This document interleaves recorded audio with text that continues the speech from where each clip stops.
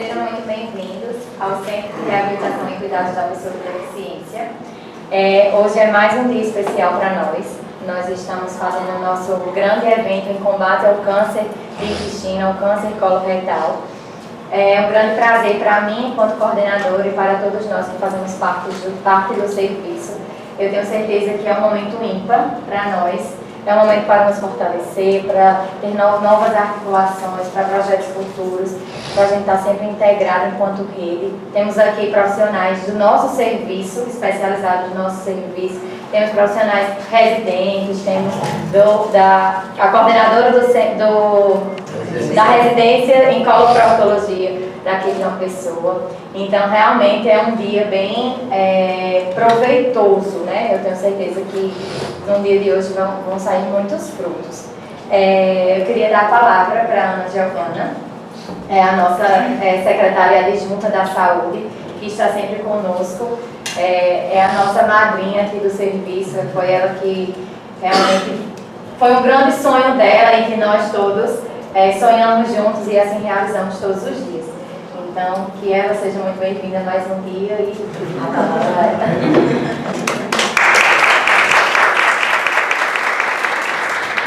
Bom dia a todos, né? Para quem não me conhece ainda, eu me chamo Ana Giovana. Estou como secretária adjunta da saúde. É um prazer muito grande, não só estar aqui, mas vestir a camisa do doutora Chilene, do doutor Yutamira. Então, assim, é muito bom, gente. Eu estava agora conversando com o doutor Yutamira dizendo o seguinte: quando eu vim idealizar esses sonhos aqui, que não é só meu, é de muita gente, todo mundo que faz uso é um sonho.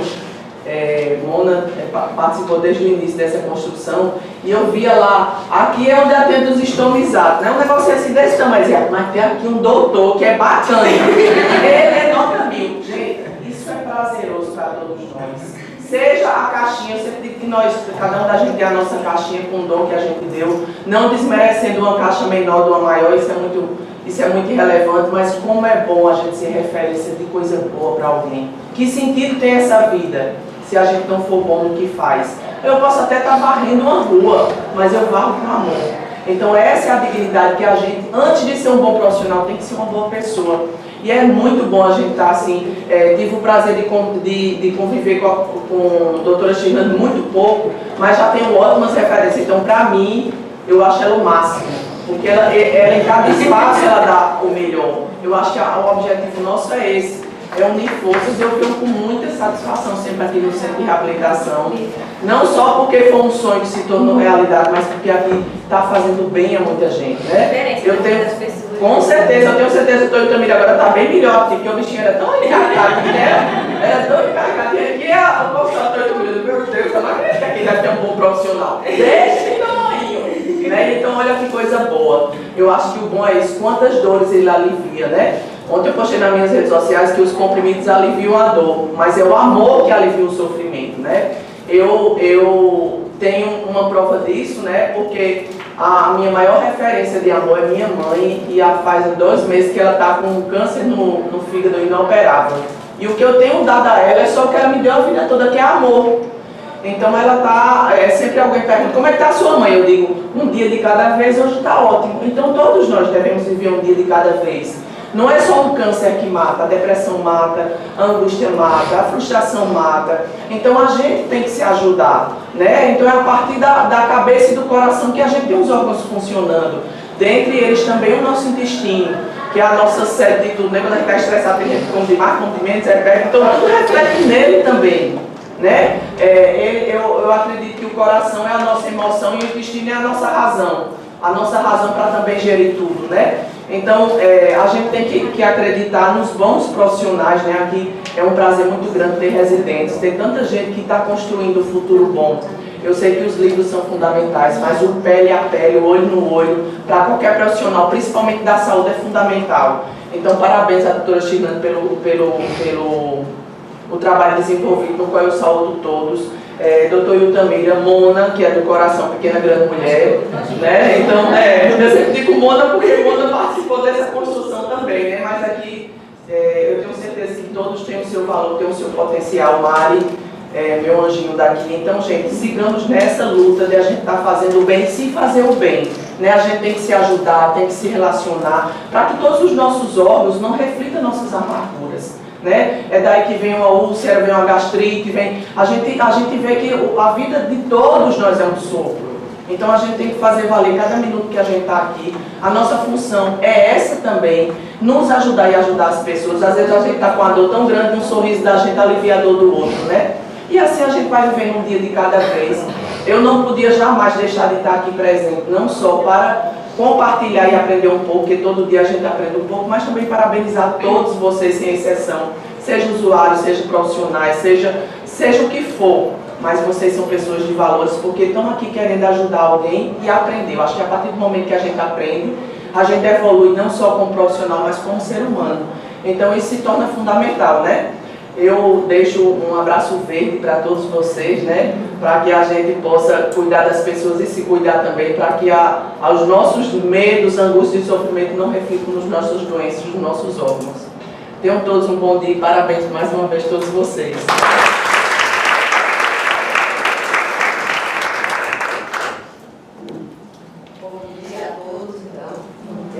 Me apresento, eu sou coordenadora do programa de residência médica em poloproctologia, sou poloproctologista da rede, também do Hospital Universitário, e sou professora também na Faculdade de Medicina Particular da cidade.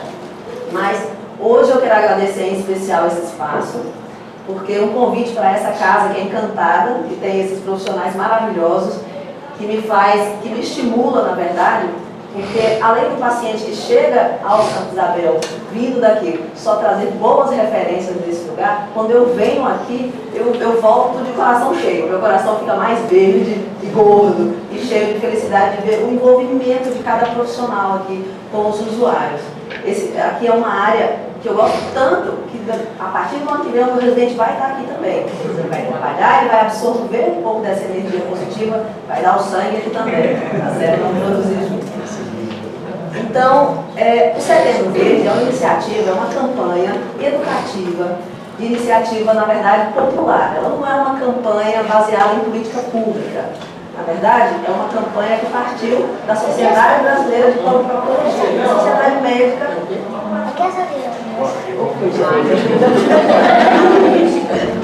Que é a Sociedade Médica que trabalha basicamente com o câncer de intestino, o câncer coloretal. Vamos dizer assim, é a doença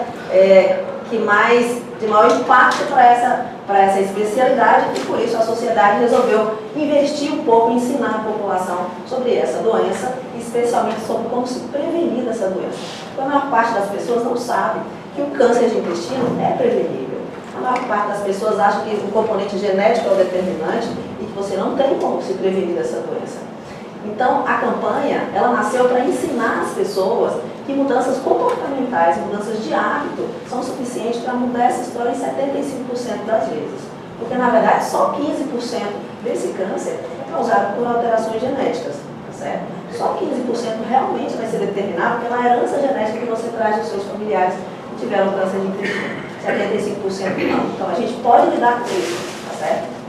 Bom, a campanha, ela é a nível nacional, mas ela recebeu um tratamento especial esse ano em João Pessoa. A presidente da sociedade lançou essa campanha aqui em João Pessoa, no dia 1º de setembro. Ela esteve presente aqui, foi muito bonito, lá no CRM, com presença de várias autoridades e a imprensa difundiu, foi muito legal. Assim, João Pessoa despontou como, vamos dizer assim, correu para o sol primeiro, né? A característica desse povo bravo daqui, né? Iluminado. Então, o intestino da gente, na verdade, o intestino grosso é essa moldura no abdômen. Ele pega, começa lá no ânus e passa pelo lado esquerdo, atravessa o abdômen e vai até o lado direito. Então, é uma moldura, é mais ou menos 1,5 metro, certo? E todo esse trajeto pode adoecer com múltiplas doenças, inclusive o câncer. O câncer nada mais é do que um acúmulo de células que cresce desorganizadamente, sem limite. Ele começa a crescer, multiplicar, ele não tem capacidade de se manter crescendo e se nutrindo, então ele começa a morrer partes dele, a necrosar e a sangrar partes dele. E ele pode crescer o suficiente a ponto de causar obstrução, tampar esse intestino. Por outro lado, às vezes ele não faz isso porque desse lado do intestino, o intestino é um pouquinho mais largo.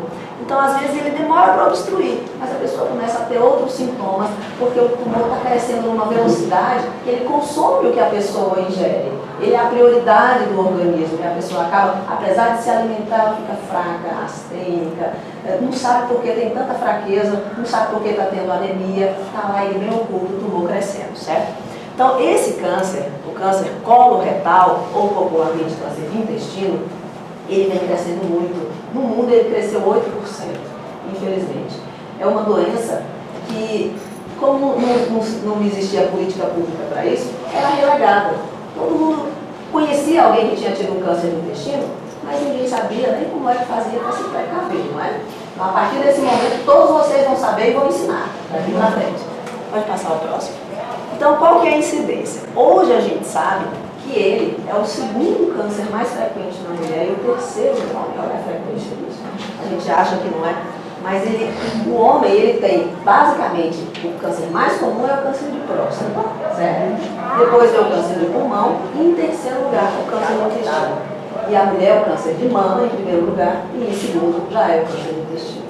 Existem variações regionais. Por exemplo, na nossa Paraíba, a gente tem muito câncer de estômago. Então, por isso, ele não é o terceiro, ele é o quarto mais frequente no homem. Certo? E a gente também, infelizmente, ainda tem muito câncer de colo de útero. Então, na Paraíba, o câncer de intestino, na verdade, não é o segundo, ele é o terceiro. Isso varia por quê? Porque o câncer, na verdade, o câncer de intestino, ele era mais frequente nos países mais desenvolvidos. Tanto que o lugar que mais tem câncer de intestino percentualmente é nos Estados Unidos, no hemisfério norte, Estados Unidos e Europa. Os países subdesenvolvidos tinham pouco, porque estava relacionado exatamente à ingestão de alimentos conservados, coisas que a gente antigamente não ingeria muito. Especialmente no Nordeste, as pessoas tendiam a usar alimentos mais naturais, menos industrializados. Então a frequência era menor.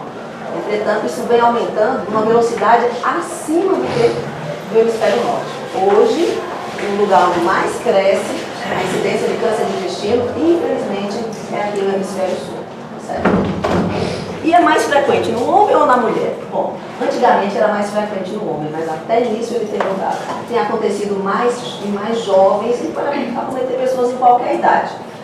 Na maioria das vezes acima dos 50 anos. Mas hoje, infelizmente, ele acomete pessoas mais frequentemente na faixa etária de 45 a 60 anos. Então, além de ter se transformado no tumor mais frequente em mulheres, agora ele também passou a acometer pessoas mais jovens do que era antigamente. Bom, os sintomas. O que o paciente sente? O que a pessoa pode imaginar? Eu tenho um câncer de intestino. Bom, na maioria das vezes ele não sente nada. O paciente não sente absolutamente nada, porque o intestino ele tem uma capacidade de se distender muito grande, certo? Então, quando os sintomas aparecem, os sintomas já são tardios. Então, frequentemente, quando o paciente chega com uma crise de dor abdominal intensa, não está eliminando gás, a barriguinha está inchada, e ele chega ao hospital, você já sabe que aquele tumor dele tem pelo menos 2 anos. É o tempo que o tumor gasta para obstruir. Então, os sintomas eles são tardios. Mas existem alguns sintomas que são sinais de alerta, e que frequentemente as pessoas tendem a banalizar. Por exemplo, o sangramento nas fezes. As pessoas sempre acham que é um hemorroide da classe, certo?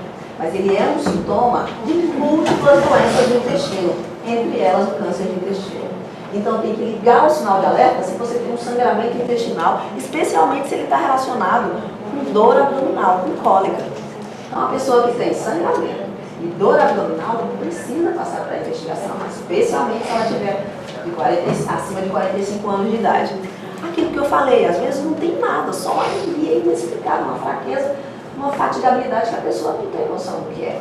Pode ser outra coisa, pode ser hipotireoidismo, inclusive pode, mas é um sintoma que a gente tem que procurar descobrir de onde vem, porque pode ser um câncer oculto, tá certo?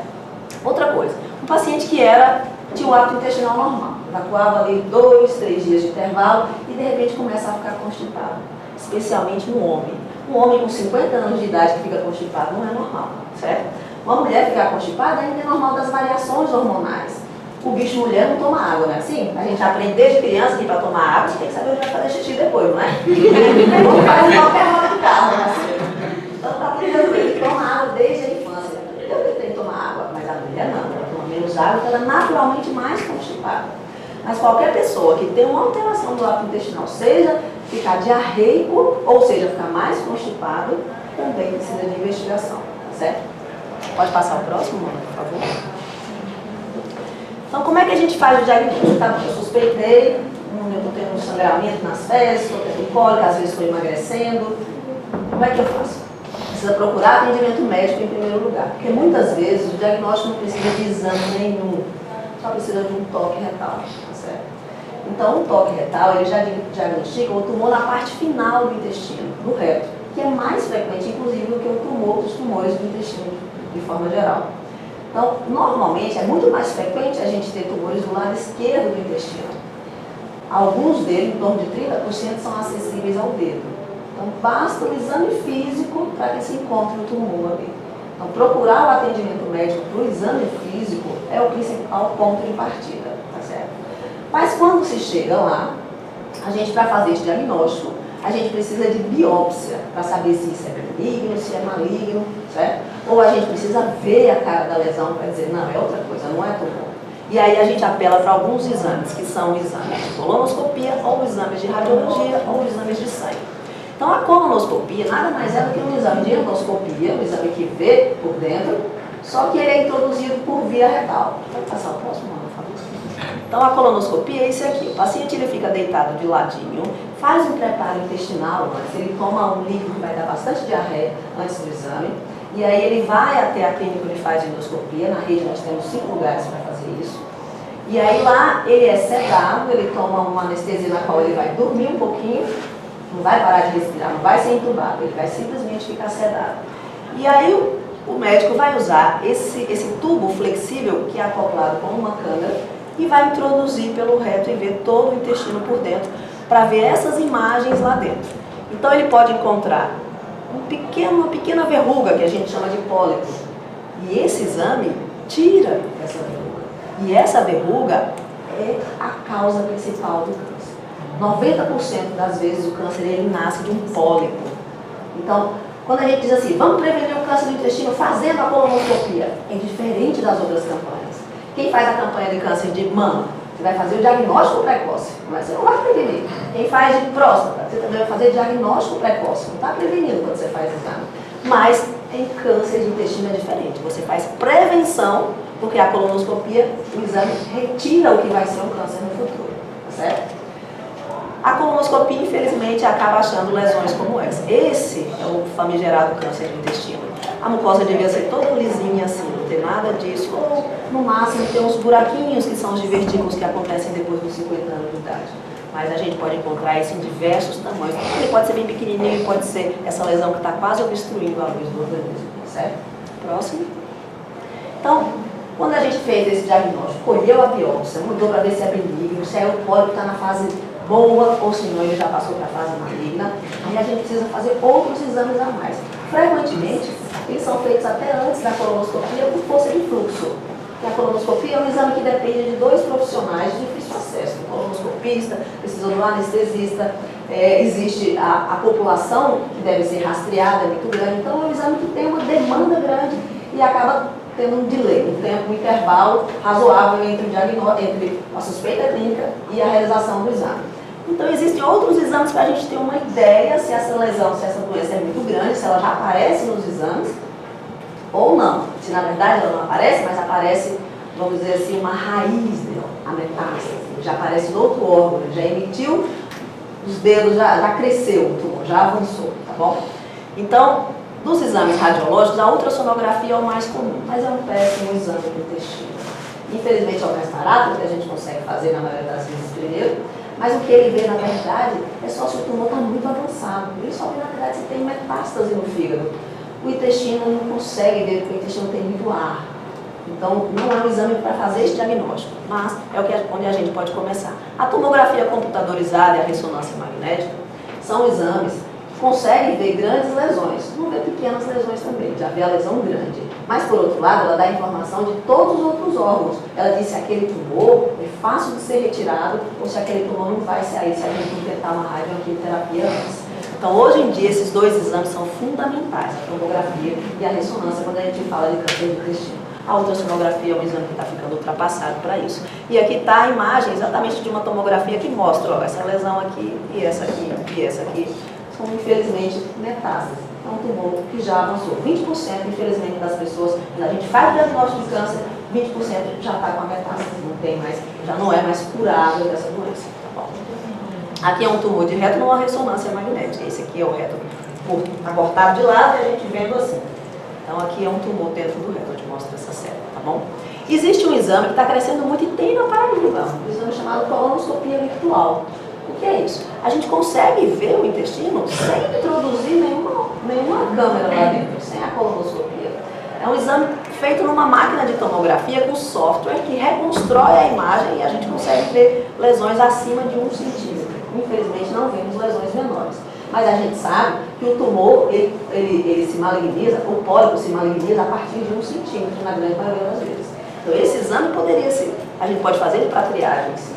A grande vantagem dele é que o paciente não precisa tomar anestesia, certo? Então aqueles pacientes de risco, 75, 80 anos, cardiopata, podem fazer o exame que precisa do mesmo preparo da colonoscopia, a limpeza intestinal, mas pode fazer o exame sem anestesia. E aqui o exame mais simples e o mais utilizado ao longo dos anos, que infelizmente está sendo cada vez mais difícil de solicitar, porque as clínicas radiológicas estão deixando de fazer. Mas é um exame fantástico, que é o enemopaco, é um exame de raio-x simples, em que coloca-se uma pasta branca dentro do reto, injeta dentro do reto essa pasta branca, injeta ar para essa pasta subir para o intestino todo, e aí, onde essa pasta branca passar apertadinha, ó, ela vai mostrar que existe alguma coisa atrapalhando. Devia ser tudo assim, ó, o intestino, não é? Mas aqui nesse pedaço está faltando alguma coisa, não está? Essa é a imagem que a gente chama de maçã mordida, porque o tumor, essa parte todinha aqui e aqui é tumor. E só está passando isso aqui no intestino. Essa é a única luz do intestino que está restando. Então esse é um exame barato, é um exame fácil de realizar, mas infelizmente cada vez mais difícil da gente encontrar uma clínica radiológica que o faça. Pode passar. Então, quem é que tem risco de ter câncer de intestino? Todos nós temos. Infelizmente, todo mundo acumula um risco de 5% de ter o câncer de intestino. Existe um trabalho que causou furor na imprensa no ano passado, feito nos Estados Unidos, que mostrou uma coisa mais terrível ainda. Mostrou que hoje, eu tenho 47 anos, mostra que hoje eu tenho mais chance de ter câncer de intestino do que a minha mãe, que tem 80. Justamente por causa das alterações que têm acontecido nessa doença. E porque a gente, infelizmente, antigamente fazia colonoscopia só a partir dos 50 anos de idade. E aí esse grupo de 45 anos em diante estava descoberto, estava tendo pólipo e virando câncer. Eles apareceram agora, né? Então, quais são os fatores de risco também? O fumo está relacionado com todos os tipos de tumores, né? A gente não sabe como é que se pode vender uma coisa dessa, né? Mas o tabagismo, ele é, para o câncer de intestino, classicamente, ele é um fator desencadeador. A obesidade e o sedentarismo, a gordura corporal, quanto mais gordo, mais problemas metabólicos a gente tem, infelizmente. Aumenta também o risco do câncer intestinal. Quando a gente come muita gordura animal, quando a gente ingere muita carne, especialmente aquelas carnes que são processadas, que têm nitrosaminas ou que são muito torradas, certo? Então esse tipo de carnes também aumenta o risco. A frequência de ingerir esse tipo de coisa aumenta o risco. A gente não deve comer carne todo dia, a gente nem pode, né? Ultimamente. A gente realmente deveria comer carne 2 vezes na semana, no máximo. Outra coisa que está relacionada com o câncer é a dieta pobre em fibra. O que é fibra? Fibra é tudo que tem casca e bagaço comestível. Então a fibra, ela não é só porque ela, na verdade, puxa água para o intestino, faz o intestino funcionar e com isso elimina aqueles fatores que estavam na dieta que a gente comeu que está causando câncer no intestino.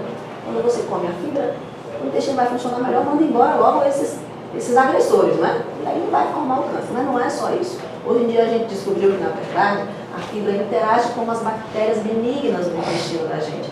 E aí, no final de uma cadeia, de um processo de interação, eles formam uma substância, que é a substância que nutre a célula do intestino. Então, fibra é fundamental para tudo, todas as doenças intestinais, especialmente para evitar o câncer de intestino.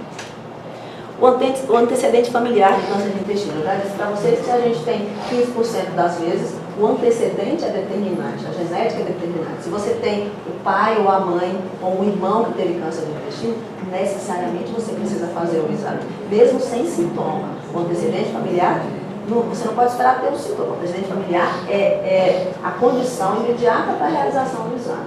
Então, muitas vezes a gente faz o diagnóstico de um paciente que chega com 50 anos no serviço, você fez o diagnóstico, está com câncer de intestino, a próxima orientação não é para ele, é para a família dele. Diga aos seus irmãos que precisam fazer a colonoscopia. Diga aos seus parentes mais próximos, ao seu pai, à sua mãe, que devem fazer a colonoscopia. Somente eles não têm mais pais vivos, né? A colite crônica de longa data, já ouviram falar de doença crônica, colite? Então, são doenças que causam inflamações crônicas no intestino, que a pessoa trata ao longo de toda a vida. A gente sabe que a partir de 10 anos dessa doença, dessa inflamação crônica, aumenta muito o risco de ter o câncer.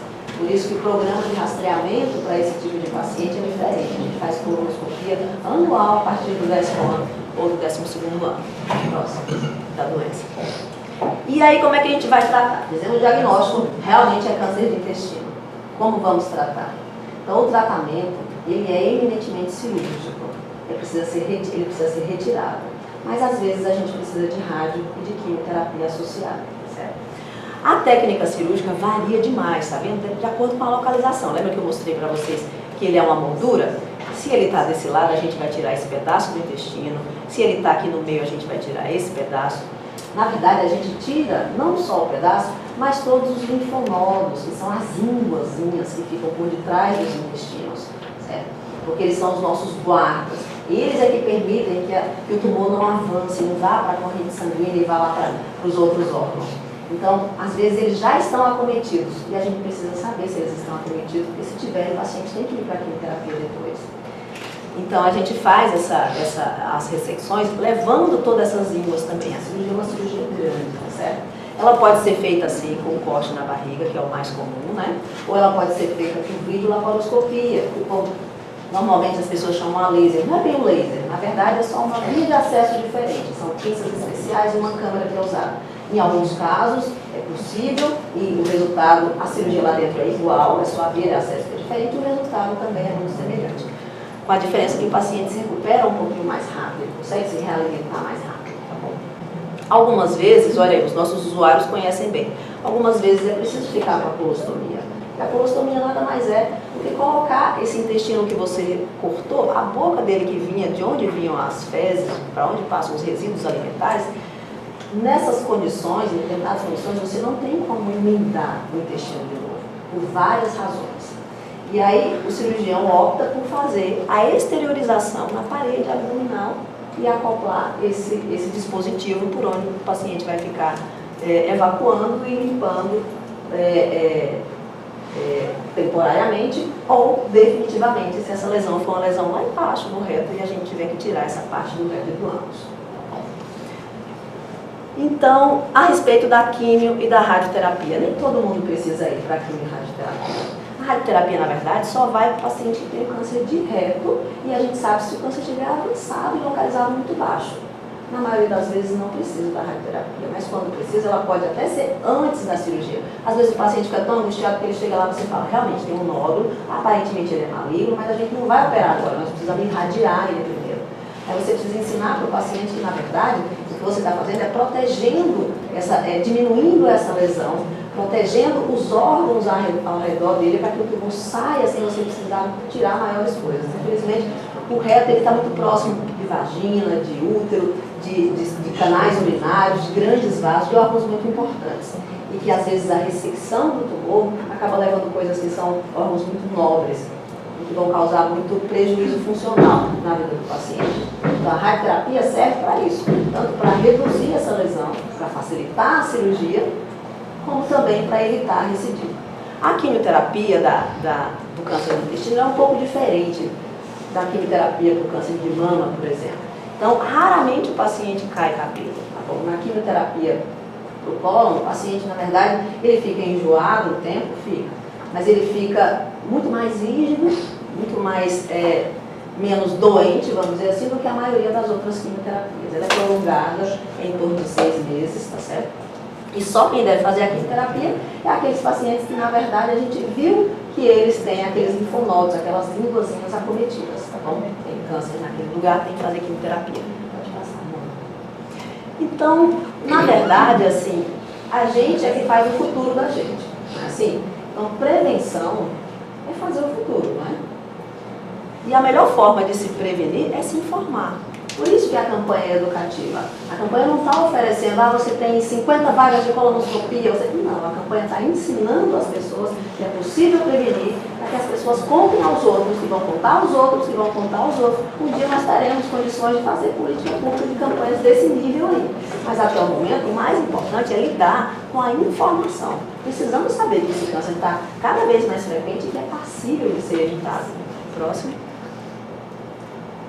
Então, na campanha, a gente fez um folder apoiado pela Associação Brasileira de Prevenção do Câncer de Intestino, pela nossa Prefeitura, Secretaria de Saúde, o Hospital Municipal Santa Isabel, a nossa residência, essa é a logomarca da residência de coloproctologia do Santa Isabel, e a Sociedade Brasileira de Coloproctologia nos apoiou para fazer um folder que ensinasse, que resumisse como é que a gente faz essa prevenção. Próximo. Então, para se prevenir, a gente tem que tomar medidas de comportamento e também medidas de rastreamento. Então, as medidas de comportamento nada mais são do que eliminar todos aqueles fatores de risco que eu disse para vocês. O primeiro deles é a alteração na dieta. A gente precisa comer fibras. E como é que a gente come fibras, então? A gente deve fazer variadamente a ingestão de frutas, legumes e cereais. De tal forma que a gente coma em torno de 2,5 xícaras por dia dessas coisas. Certo? No mínimo. A gente tem que combater o sedentarismo. Atividade física, seja caminhada. Eu vou dar 10 voltas na minha quadra hoje às 5 horas da tarde, ou eu vou acordar de manhã e vou levar meu filho para a escola e fazer esse trajeto umas 4 vezes. Qualquer que seja a atividade física, desde que ela seja regular, pelo menos 3 vezes na semana e que ela dure no mínimo 40 minutos. Tá certo? Perder peso é fundamental para tantas doenças, né? Hoje quem mais mata não é o câncer, quem mais mata são as doenças cardiovasculares, né? E também são eliminadas quando você perde peso, né? Desestimular o tabagismo, não é só parar de fumar não, é desestimular quem está do lado, é ensinar que o fumo faz mal, que o fumo causa diversos cânceres, entre eles o câncer de intestino. E o maior cuidado, infelizmente está tão frequente, né, a ingestão de carnes processadas, dos embutidos. Eles têm muitas nitrosaminas. Isso aqui a gente realmente não deve ingerir. Isso é coisa excepcional para um dia de festa, tá certo? Infelizmente as crianças, principalmente salsicha, né? As crianças adoram. Mas isso aqui é o que a gente tem que evitar. A nossa ingestão devia ser de peixe 3 vezes na semana, frango 2 vezes na semana e 2 vezes na semana carne, em pequena quantidade, tá certo? Eu espero que tenha guardado no coração verde de vocês essa mensagem. Prevenção e informação é tudo quando a gente fala em câncer, viu? É a única forma da gente lidar com isso da melhor forma. Causa muito menos estresse, muito menos angústia. Trabalhar o futuro da gente é trabalhar prevenção. Eu agradeço demais. Estou a posto para vocês quiserem perguntar para tirar dúvida.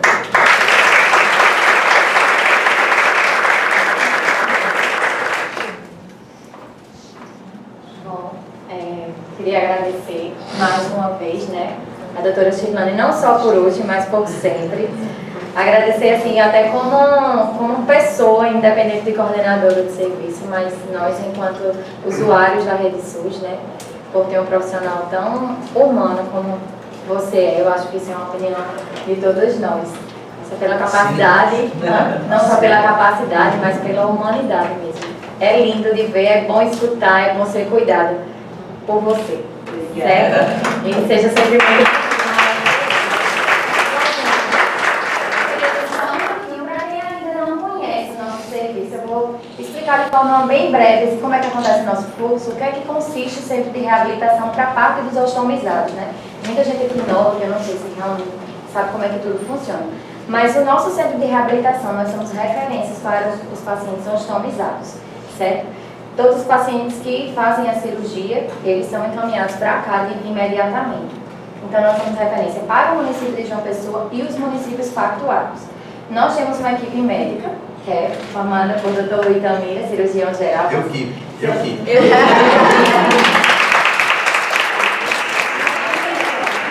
breve vai ganhar reforço, viu? Nós temos a nossa equipe de enfermagem, que é composta por Verônica. Por favor, Verônica. A nossa técnica, que fica pela manhã. E temos a Cristina, que é outra técnica de enfermagem, que fica na turma da tarde. Além disso, nós temos Iraquitânia, que é estomoterapeuta especialista. Ela realiza o projeto dela de doutorado aqui no serviço, contribui muito com os nossos usuários e com os nossos profissionais. Nós temos aqui a equipe da Tecnocenter Coloplast, representada por Juliana.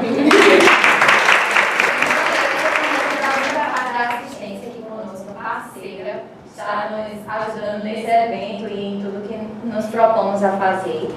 Deixa eu ver se eu estou falando. Mona Lisa é a nossa representante na Secretaria Municipal de Saúde.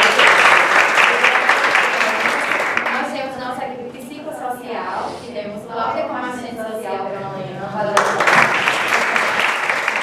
Regina e Luzia, psicóloga.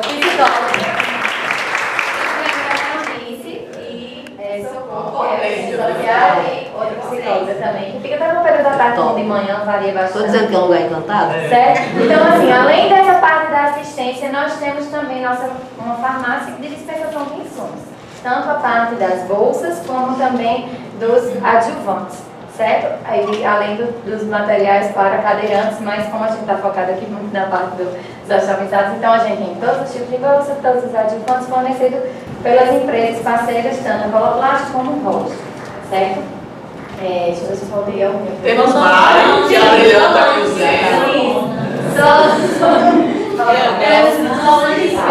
Glaudir e Solange ficam na parte administrativa, na dispensação, também contribuem muito para o serviço. Valeu, meninas. Eu fui falando e nem me apresentei logo no início, né? Falei, me perdoe. Então, eu sou Mariana, fisioterapeuta de formação e sou coordenadora aqui do Centro de Reabilitação desde a nossa inauguração, que foi em outubro do ano passado. Então, mês que vem nós estamos fazendo um ano. Vamos fazer uma grande festa, estamos todos convidados. Bom, então, continuando a programação, eu queria convidar alguns profissionais para vir aqui à frente, que a gente vai fazer um momento breve, mas uma roda de conversa, que eu acho que é bastante proveitoso. Acho que todo mundo aqui tem algumas dúvidas a serem tiradas e os profissionais também têm muito a contribuir nesse momento. Pode fazer a pergunta? Eu tenho uma quando eu comecei a trabalhar com os pacientes estomizados, isso logo me alertou para como é que eu vou me prevenir disso, como é que eu vou saber que eu tenho inflamação do intestino. Então eu fui na coloproctologista, a doutora Denise, e aí eu disse para ela, eu quero fazer uma colonoscopia. Aí ela, não, pra quê? Por quê? Vamos primeiro ver se você tem indicação, porque é um preparo muito complicado, né, do fazer. Aí ela fez o toque, assim como você explicou na palestra, e aí ela fez assim, vamos fazer, mas eu falei, fiquei insistindo, mas eu quero saber o que está acontecendo, quero saber o que tem. Ela pediu um sangue oculto. Ela pediu um sangue oculto. Não, aí ela fez, não, vamos fazer uma retrosigmoidoscopia. Então a minha dúvida como é que eu nunca não tenho nenhum fator de risco, mas eu gostaria de fazer. Vocês indicam como é essa indicação? Porque assim, acho que muita gente, a partir dessa campanha, deve despertar. Exatamente. A idade, né? Assim, na verdade, para a campanha, todas as pessoas acima dos 50 anos de idade deveriam fazer a colonoscopia, certo? Mesmo as pessoas que não têm sintomas. Mas hoje em dia, a gente não tem condições da população inteira fazer a colonoscopia na rede. Então, por isso, foi estratificado o risco. A gente hoje estratifica quem tem mais risco vai para a colonoscopia. Então, o paciente que tem qualquer sintoma de alerta, qualquer que seja, por exemplo, ele tem 50 anos e tem uma hematoquesia. Você fez o exame, está lá a hemorroida. Não pode ter sido a hemorroida que sangrou? Pode, mas pode não ser. Então, esse paciente ele vai obrigatoriamente para a colonoscopia. Mas se for, por exemplo, uma pessoa como você, teve sangramento, e você faz o exame, e o exame só tem hemorroida lá, não está enquadrado para esse fator de risco para ir para a colonoscopia. Certo? Então, para essa condição, a gente faz a pesquisa de sangue oculto nas fezes, e se vier positivo, a gente faz a colonoscopia, ou a retrosigmoidoscopia. Qual que é a diferença entre um e outro? A retrosigmoidoscopia é o exame mais barato, é um aparelho menor, que não vê o intestino inteiro, ele só vê o lado esquerdo do intestino. Mas eu não disse que é o lado onde é mais frequente o câncer? Então, é um exame que incomoda bem menos, porque o preparo é menor, você não precisa ter todo o intestino limpo, certo? Então, é um exame que pode ser feito. Então, cada grupo de pacientes tem um risco estratificado para você dizer para que exame ele vai e qual o intervalo que ele vai fazer. Por exemplo, se o paciente chega a mim e diz o seguinte: doutor, eu tenho 55 anos, eu fiz a minha primeira colonoscopia com 50 anos e eu tinha pólipo. Depende do pólipo. Aí quando ele me traz, foi um pólipo hiperplásico, eu digo, não, você pode passar 10 anos sem fazer colonoscopia. Mas ele me traz um pólipo adenomatose, é o resultado da biópsia dele. Aí eu digo, não, você está atrasado, você já devia ter feito esse exame, deveria ter sido feito no ano seguinte de novo, para ver se você tinha tido pólipo de novo. E se ele teve pólipo no ano seguinte de novo, ele vai fazer no ano seguinte de novo. E assim vai. Se não, no próximo exame ele não tem pólipo, ele salta 1 ano ou 3 anos, de acordo com o tipo de pólipo. Então, essa sequência ela é estratificada de acordo com o risco individual do paciente. É por isso que precisa ir ao proctologista, para identificar o seu risco próprio. Hoje, a residência começou um trabalho de pesquisa com os pacientes, para o paciente aprender a estratificar o seu próprio risco. A gente hoje está saindo a cartilha, em que o paciente coloca quais são os antecedentes dele e soma pontos. No final, a gente tem uma tabela, tantos pontos devem ir para a colonoscopia, tantos pontos devem ir para a. Então, é um trabalho que a gente vai começar a fazer agora na residência para coletar dados para a gente poder publicar isso no ano que vem e ver se a gente consegue instituir política pública. Isso é política pública. Dizer assim, não, a partir desse momento a Secretaria de Saúde vai fazer com as pessoas que têm risco tal a colonoscopia. Assim a gente tem um grupo que a gente consiga cobrir. Porque não dá para fazer colono em todo mundo que tem 50 anos, porque aí... Você falou, eu achei interessante, só concluindo essa fala dela, o que eu achei interessante o que acontece. A pessoa refere que o pai teve um câncer de intestino, fez a cirurgia, então os filhos deverão fazer. Porque a gente percebe que tem mais de 50 anos, então eles têm que fazer isso, digamos, ele faz uma vez a colonoscopia e depois ele abandona. Ele acha que fazer uma única vez é o suficiente. Muitos não fazem por conta da dificuldade, da solicitação, de conseguir o exame. Então, nesse caso aí, qual seria a indicação? Quantas vezes seria anualmente? De que forma? Quando a gente tem antecedente familiar, funciona assim. Se você tem um antecedente familiar, tem que ver qual que é a idade em que aquele seu familiar teve o câncer. Então, por exemplo, meu pai teve um câncer de intestino. Que idade que ele teve? Ele teve um câncer com 50 anos de idade. Se ele teve um câncer com 50 anos de idade, o seu exame é 10 anos antes do câncer dele. O seu exame vai ser com 40. Certo? Não, mas ele foi um idoso já. Ele teve com 80 anos de idade. Não, o seu exame é padrão, a partir dos 50 anos de idade. Você faz o primeiro exame. O exame foi normal, não tem nada, o seu intervalo é de 5 anos para o próximo exame. Ok? Não, o exame tem um pólipo, começa aquela lida de novo. Que tipo de pólipo é, qual a localização, qual o tamanho, qual o grau de diferenciação para enquadrar. A minha idade era meu pai teve câncer de intestino. Ele já teve com quase 70 anos já. Ele teve? Teve. Aí a proctologista minha irmã, que é nutricionista, ele disse que todas as irmãs, todos os filhos deveriam fazer. Eu não tenho a idade ainda. Mas então, eu tenho que fazer a colo. Quantos anos você tem? 46, fiz agora. Então, você está atrasado não. Vou dizer por que essa má notícia. Mesmo ele tendo porque assim, os 50 anos era a idade, certo? Mas esse ano, em julho desse ano, saiu uma publicação importantíssima da Sociedade Americana do Câncer, mostrando que a gente está trabalhando a idade errada. A partir do próximo ano, a gente devia estar fazendo de 45 em todo mundo. Então, você, especialmente, que tem antecedente, já tem que fazer sua coluna também. Vamos fazer junto, né,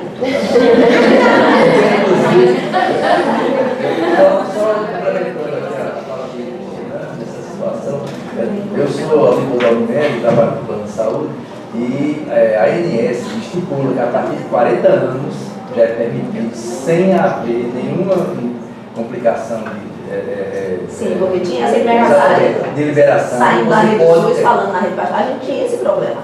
Às vezes eu recebia muita notificação de convênio dizendo: a senhora solicita colonoscopia demais. Então, hoje em dia, a partir de 40 anos, não precisa de justificativa. Já está dentro do protocolo mundial. E abaixo disso, desde que tenha a explicação, que eles, como o Cristiano falou, existe toda essa situação de pacientes que têm a história, do paciente que tem estado familiar, síndrome genética, tem tudo isso que você tem que fazer antes. Não adianta você discutir. É só para organizar aqui um pouquinho as falas, que eu fui incumbida de organizar a conversa.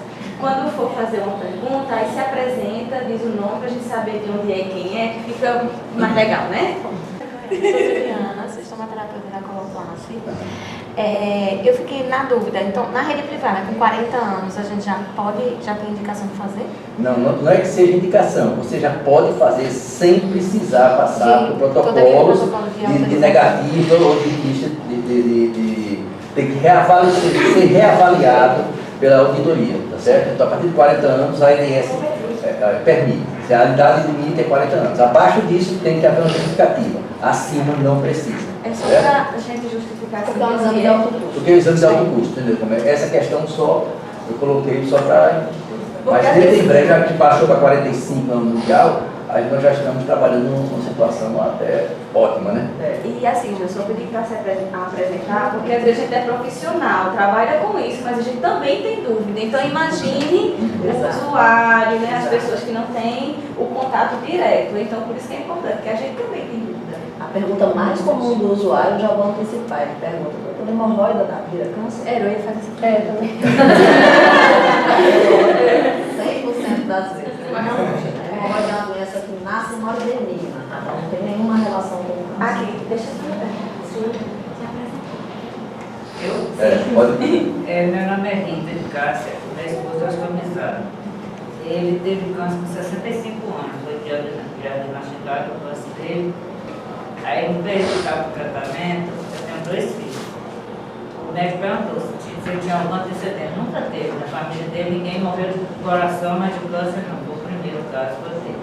Aí a pergunta é a seguinte: o GAS sugeriu que meus filhos, a partir dos 40 anos, todos os dois procurassem.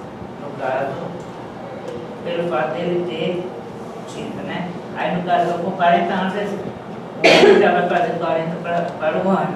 Aí a outra ainda leva o tempinho. Aí eles já podem fazer então. Ao pé da lei, ele teve com 55, né? 65. 65. Ah, igual não precisava fazer aos 40 anos, não. Aos 45, ele já se enquadrava. Está dentro do programa normal, usual. Ou ele teria que fazer, esse raciocínio assim, 10 anos antes do câncer, da idade que ele teve o câncer, ou a partir de 45. Então, 10 anos está dentro dessa faixa a partir de 45, é 45. Eu posso complementar? No caso, poderia não fazer uma colonoscopia, mas ele procurar um serviço, um médico, já que a senhora tem um gasto, ele fazer outros exames para identificar, né, algumas outras, como o que a senhora falou de sangue oculto nas fezes, de repente é válido, né, a partir dos 40 ou não? Até porque minha válido, filha mas tem ele já está muito com a problema colonoscopia de de indicação. ocupação intestinal. Aí a senhora já pensa. Sim. E em casa todo mundo mudou os hábitos depois disso, não foi? Com certeza. A família toda participa, é verdade. Assim, quando tem essa história clínica, todo mundo, não é só o paciente que adoece, toda a família do paciente oncológico adoece junto, todo mundo Até a dieta, todo mundo vai trabalhar. Cláudia vai fazer um comentário. Cláudia, né? Ciência Então, o HPV, ele também é um vírus responsável pelo câncer de colo de reto, não é isso?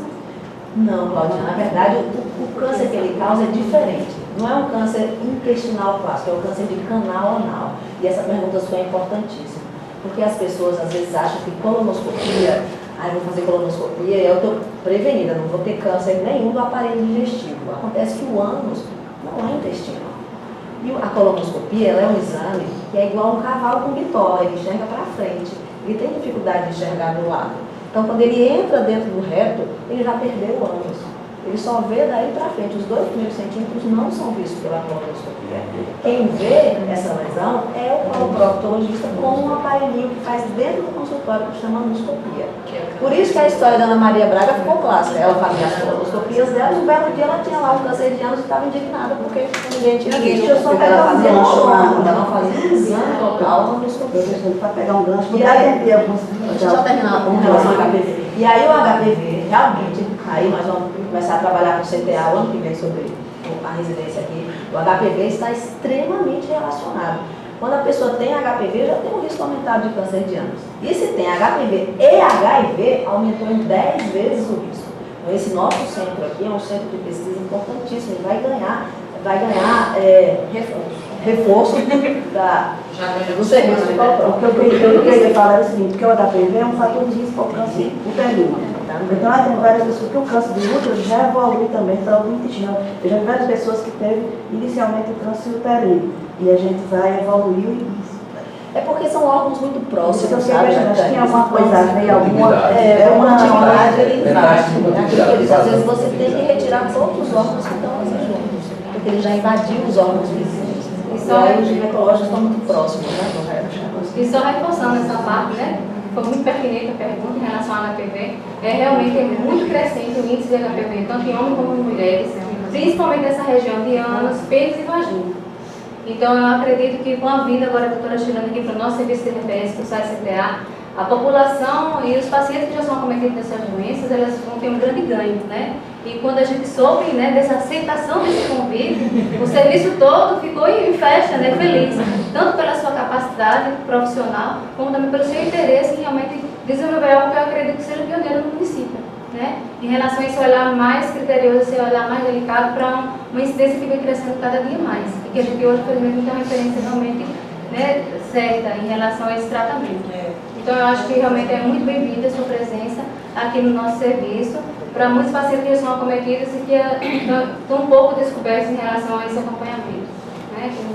Eu quero particularmente parabenizar, porque assim a gente vê, é o terceiro, né, câncer para os homens e o segundo na mulher, e a gente vê que a mídia aborda muito câncer de próstata, câncer de mama, e aqui na Paraíba tem vocês, essa equipe assim, que vai divulgar, tem agora essa questão do título, isso a gente fica muito feliz, e eu acredito que isso deve ser mais divulgado, não apenas no mês de setembro, para que a mídia, a população de maneira geral tenha conhecimento em outras instituições, para a população em geral possa ter esse conhecimento e não em alguns pontos, não seja tão pontual, ela se espalhe mais, divulguem mais, a mídia, a televisão, porque a gente não vê. O que acontece é que o próprio paciente se esconde. Olha só, eu vou dizer uma coisa para vocês que até me entristeceu um pouco, porque assim, com toda essa campanha, o que você precisa para sensibilizar o outro, às vezes é que o próprio paciente conte pelo que passou, não é isso? Então, na entrevista com a TV Cabo Branco, eles me pediram, doutora, a senhora pode me dar o nome de 2 pacientes, pelo menos, que a gente vai entrevistar e eles contarem como é que foi a história do diagnóstico. Aí, tranquilo. Aí, me lembrei de 2 que são muito articulados, que falam muito bem. Eu disse, isso vai ser ótimo, a entrevista ótima. Qual a minha surpresa?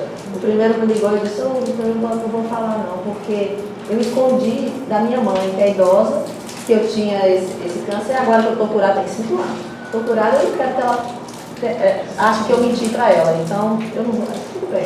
Aí o outro disse, não, doutora, tudo bem, pode deixar comigo, não vou falar, eu não tenho coisa boa. Mas qual a minha surpresa quando não aparece a reportagem na televisão, o rosto dele não aparece. Ele se escondeu, ele só fala. Então, para mim foi péssimo, porque estigmatiza a pessoa com câncer, não é? A pessoa com câncer de intestino está se escondendo. E o que eu quero é exatamente que fale. Olha, eu estou curado, 50% das pessoas ficam curadas, tá bom? Eu fiquei curado e vamos todo mundo se prevenir. A imagem que passou foi ruim. Doutora, a gente trabalha com estomias, né? Cada vez mais, assim, é surpreendente a quantidade de jovens, né, que chegam no câncer. Não é? Cada dia mais. Em relação a convidar, eu convidei, né? Graças a Deus tem sido recebido. Muito Mas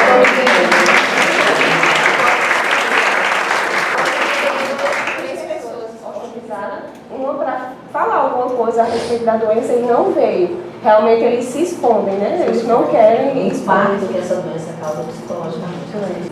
E a pergunta é que tem um estigma também, se por parte das pessoas, de ter medo de fazer a colonoscopia por ter medo de uma perfuração, algo do tipo. É comum ocorrer esse tipo de complicação durante o exame? É infrequente, mas acontece. Existem situações de risco. O intestino do lado direito ele é mais fininho, sabe? A musculatura dele é mais fininha. Então, quando é encontrada uma lesão e o colonoscopista precisa retirar aquela lesão para a biópsia, às vezes a retirada causa um pequeno furinho. E outra situação é quando a pessoa tem outra doença. Por exemplo, uma pessoa foi operada múltiplas vezes do abdômen. Problema ginecológico, mioma, etc. Ele teve várias aderências. Então, o intestino já não está normal, ele está cheio de dobras. Então, a passagem em determinados pontos se torna difícil. E dependendo da experiência ou da condição clínica do paciente, pode ocorrer a perfuração. Então, isso ocorre mais ou menos 1% das vezes. É pouco, muito certo. Mas está certo que, se você fosse esse 1%, é terrível, não é isso? Mas é um pouco diferente das outras perfurações. Se hoje eu tiver uma perfuração intestinal aqui, é gravíssimo. Mas se eu tiver uma perfuração intestinal com o intestino limpinho, que foi para a colonoscopia, é muito mais fácil. É só dar o ponto e vai pegar. Obrigada. Meu nome é Marlon Souza, sou técnica de enfermagem aqui do Centro de Reabilitação. Professor de estomia. Eu quero perguntar assim, qual é o trâmite para fazer a colonoscopia?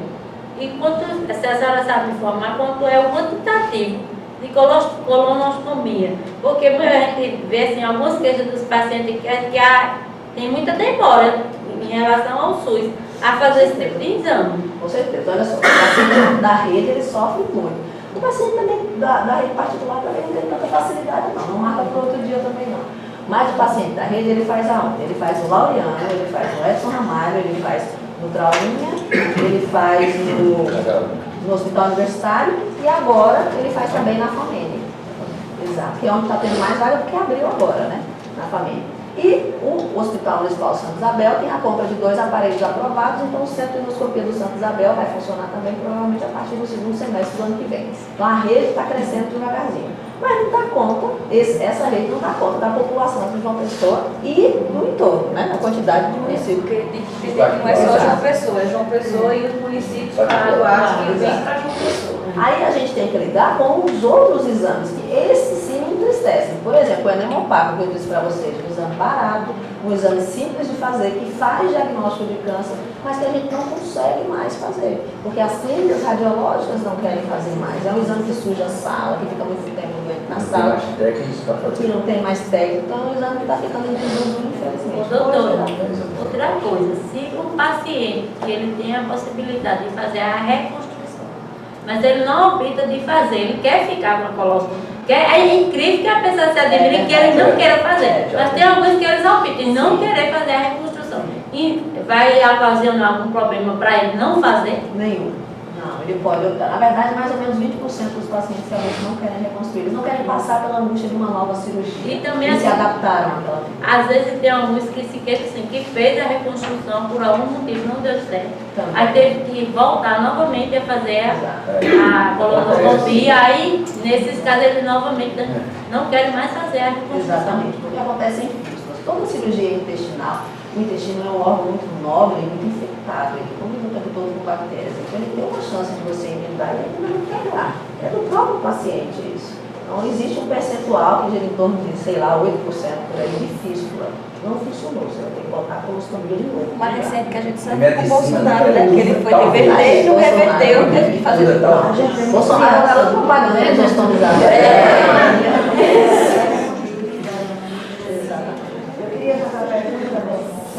Eu queria abordar alguma coisa sobre relacionada ao transplante no intestino. Tem alguma? O intestino grosso não tem. O delgado existe, o transplante delgado, mas especificamente para a coloproctologia, a nossa especialidade não tem. Não. Existe o transplante fecal, já ouviu falar? Não, fecal não. Mas isso nada mais é do que pegar fezes, realmente botar pela sonda nasogástrica. Hoje em dia a gente considera muitas bactérias intestinais como protetoras. Tratamento de obesidade. E aí, mas aí não tem nada a ver com o câncer.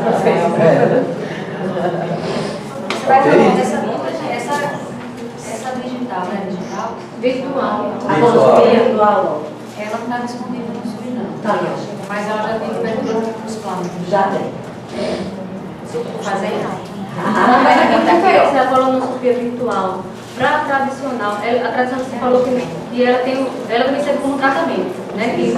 Aí na virtual, se a virtual incorpora, presta atenção, se você faz a colonoscopia virtual e é encontrar um pólipo lá, você vai ter que fazer a colonoscopia normal para tirar. Aí você tem 2 preparos.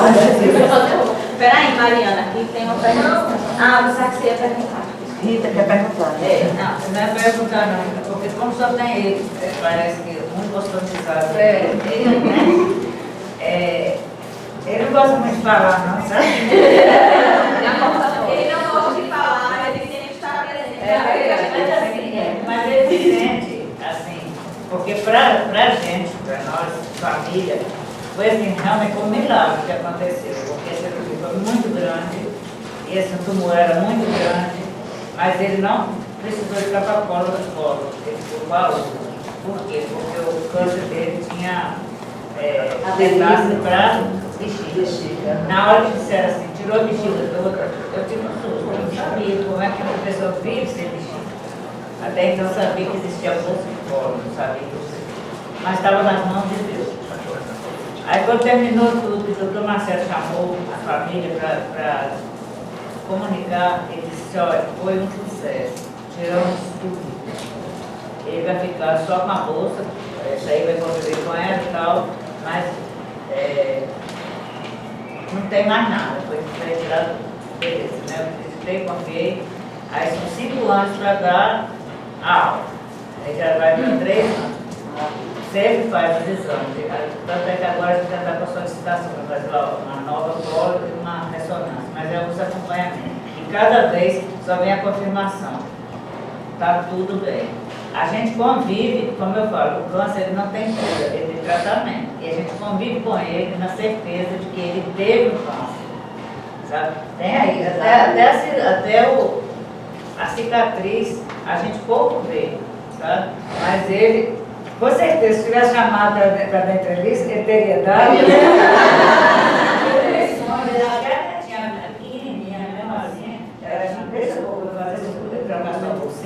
Então, assim, a família toda, isso é um apoio. Então, assim, a gente convive com essa situação normal, sabe? Sim, mas eu digo que Deus fez uma brincadeira de colocar esse ânus escondido. Se ele tivesse botado no sovaco, era mais fácil? Não, mas estamos aí, a gente...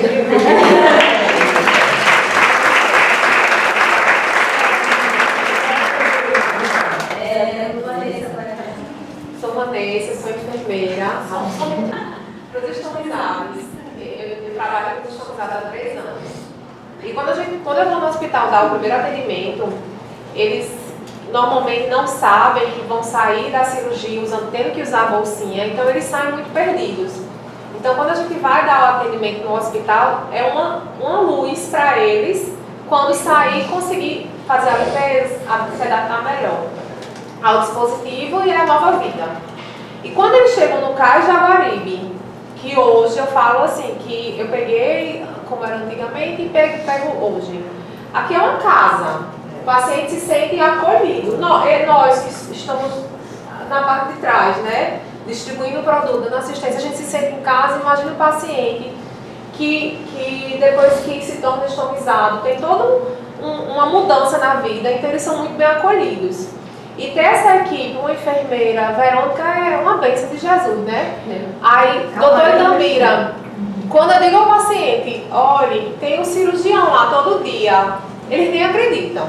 Ele já vem lá para a sala já tranquilo, já passou do doutor Itamira e pronto. E quando passa do doutor Itamira, Verônica, a equipe, minha gente, é assim, eu não posso falar pelo senhor, lógico, mas é o que eu sinto dos estomizados. Eles, é muito melhor. Depois que teve essa versão, depois que está tendo toda essa novidade nessa área. Então, eu quero parabenizar a equipe, Iractane, que está sempre também me dando apoio, Marluci, todo mundo, Mariana, com sua importância.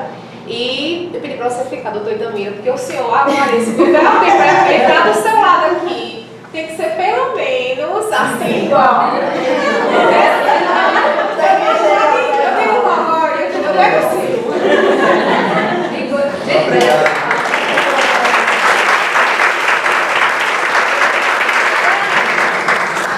Ela começou, eu vou terminar. Antes do senhor ir.